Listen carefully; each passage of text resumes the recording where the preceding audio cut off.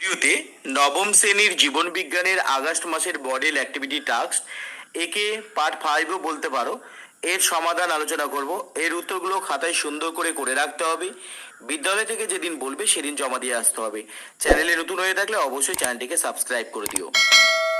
1 নম্বর কি বলেছে? প্রতিটি প্রশ্নের সঠিক উত্তরটি নির্বাচন করে তার ক্রমিক সংখ্যা সহ বাক্যটি সম্পূর্ণ করে লিখো। এখানে একটা প্রশ্নের সাথে 4টে করে উত্তর দেওয়া রয়েছে। যে উত্তর সঠিক হবে সেই উত্তরের ক্রমিক সংখ্যা সহ পূর্ণ বাক্যে উত্তর দিতে হবে।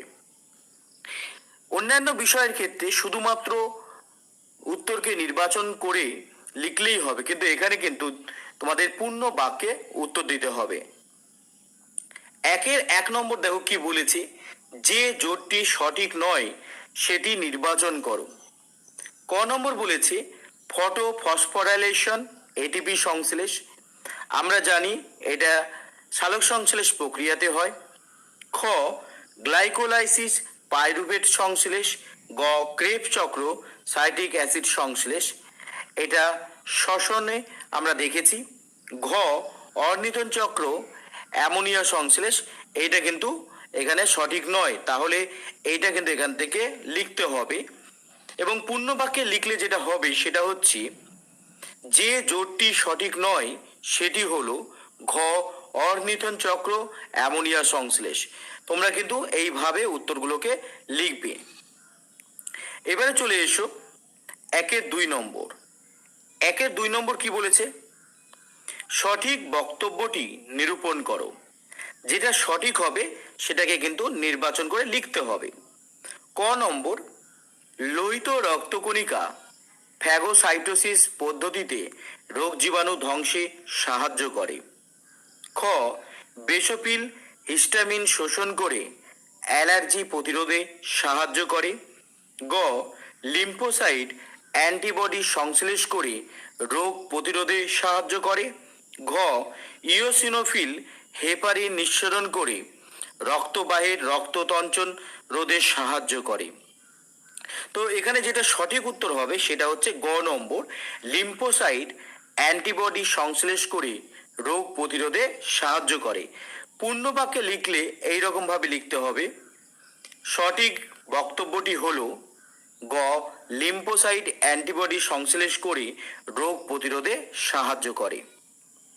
এবারে দেখো 1-3 নম্বর। 1-3 নম্বরে কি বলেছে? প্রজাপতির রেচন অঙ্গটি চিহ্নিত করো। ক নেফ্রিডিয়া। খ ম্যালপিজিয়ান নালিকা। গ ফ্লেম কোষ। ঘ বৃক্ক। এখানে সঠিক উত্তর হবে খ ম্যালপেজিয়ান নালিকা। তাহলে এইভাবে লিখবে তোমরা, প্রজাপতির রেচন অঙ্গটি হলো খ ম্যালপিজিয়ান নালিকা। এবারে দেখো 2 নম্বর। 2 নম্বরে কি বলেছে? 2 নম্বরে বলেছে এ স্তম্ভে দেওয়া শব্দের সঙ্গে বি স্তম্ভে দেওয়া সর্বাপেক্ষা উপযুক্ত শব্দটির সমতা বিধান করে উভয় স্তম্ভের ক্রমিক নম্বর উল্লেখ সহ সঠিক জোটটি পুনরায় লিখো। তো এখানে এ স্তম্ভ এবং বি স্তম্ভ দিয়ে দিয়েছে। তোমরাও উত্তর লেখার সময় এ স্তম্ভ এবং বি স্তম্ভ করে নিবে। এ স্তম্ভে যেমন বলেছে সেটাই কিন্তু তোমরা লিখে দিবে, এবং এ স্তম্ভে বা বি স্তম্ভে লেখার সময় দাগ নম্বরগুলো কিন্তু ক্রমিক নম্বরগুলো কিন্তু অবশ্যই তোমরা লিখবে। তাহলে দেখো কিভাবে লিখতে হবে আমি তোমাদের করে দিয়েছি। দেখো প্রথমে ছক করে নিবে এ স্তম্ভ বি স্তম্ভ। এ স্তম্ভে যেগুলো বলেছে সেগুলোকে লিখে নিবে। 2-1 বলেছে দাগ নম্বর লিখতে হবে, বললাম তোমাদের আগেই।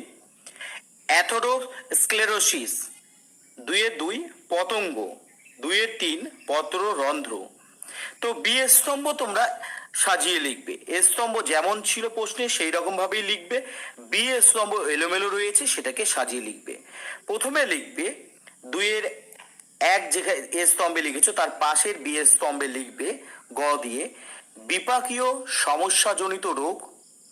তারপরে ক দিয়ে লিখবে ট্রাকিয়া। তারপরে খ দিয়ে লিখবে রক্ষী কোষ। এবারে চলে এসো 3 নম্বর। 3 নম্বর কি বলেছে? 2টি বা 3টি বাক্যে উত্তর দাও। 3.1 উদ্ভিদের ক্ষেত্রে পরজীবীয় ও মিথজীবীয় পুষ্টির দুটি পার্থক্য উল্লেখ করো। এখানে দুটো পার্থক্য লিখতে বলেছে, কিন্তু আমি এখানে 3টে করে পার্থক্য দিয়েছি, তোমরা চাইলে দুটো করেই লিখতে পারো। প্রথমে ছক করে নিবে, ছকের একদিকে লিখবে পরজীবীয় পুষ্টি, আরেকদিকে লিখবে মিথজীবীয় পুষ্টি। পরজীবীয় পুষ্টিতে লিখবে পুষ্টির জন্য সজীব পোষকের ওপর নির্ভরশীল। মিথজীবীয় পুষ্টির ক্ষেত্রে লিখবে পুষ্টির জন্য দুটি সহাবস্থানকারী বিভিন্ন জীব পরস্পরের ওপর নির্ভরশীল। তারপরে লিখবে এরা পোষকের ক্ষতি করে নিজেরা উপকৃত হয়। মিথজীবীর ক্ষেত্রে লিখবে এক্ষেত্রে উভয় জীবই পরস্পরের দ্বারা উপকৃত হয়, কেউ কারো ক্ষতি করে না। উদাহরণ স্বর্ণলতা কৃমি পরজীবীর ক্ষেত্রে, মিথজীবী পুষ্টির ক্ষেত্রে উদাহরণ হবে লাইকেন। এবারে চলে এসো 3.2 নম্বর। 3.2 নম্বর কি বলেছে?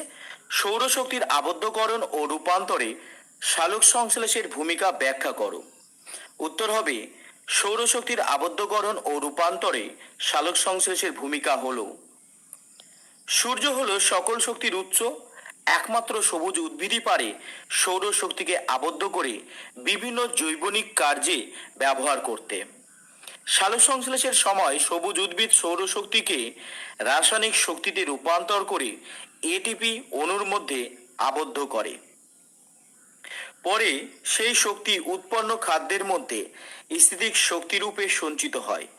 প্রাণীকুল সবুজ উদ্ভিদ থেকে খাদ্যের মাধ্যমে শক্তি সংগ্রহ করে, অর্থাৎ গৃহীত খাদ্য মধ্যস্থ স্থিতিক শক্তি প্রাণীদের দেহকোষে খাদ্যের জারণ প্রক্রিয়ার গতিশক্তিতে উৎপন্ন করে। এইভাবে প্রত্যক্ষ বা পরোক্ষভাবে সবুজ উদ্ভিদ পৃথিবীর সমস্ত প্রাণীকে শক্তির যোগান দেয়। এবারে দেখো 4 নম্বর। 4 নম্বর কি বলছে? নিচের প্রশ্নটির উত্তর দাও। 4.1 উদ্ভিদের দেহে কোনো নির্দিষ্ট রেচন অঙ্গ থাকে না, তাহলে উদ্ভিদ কিভাবে রেচন পদার্থ ত্যাগ করে বলে তোমার মনে হয়? এর সাথেই প্রশ্ন দিয়েছি রক্ততঞ্চন কিভাবে ঘটে ব্যাখ্যা করো।